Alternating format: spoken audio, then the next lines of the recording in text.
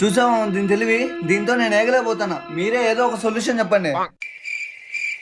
రేయ్, నాకు తెలిసిన పని మనిషి ఉందిరా. ఏమంటది, కొంచెం తిక్కదిరా. ఎవరో రత్త పని మనిషి అయితే చాలు. తీసుకోండి బాబాయ్.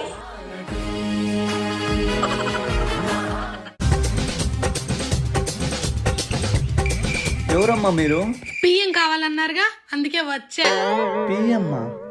హో, పని మనిషా? ఇంతకీ మీ పేరు? రిచ్చక్క. ఆ, అదేంటి కొత్తగా ఉంది? మేం పేదోళ్ళం కదా గారు, మా బతుకుల్లో ఎట్లా రిచ్ ఉండదు, కనీసం మా పేరులైనా ఉండాలిగా. అబ్బో, సర్లే పని చూసుకో.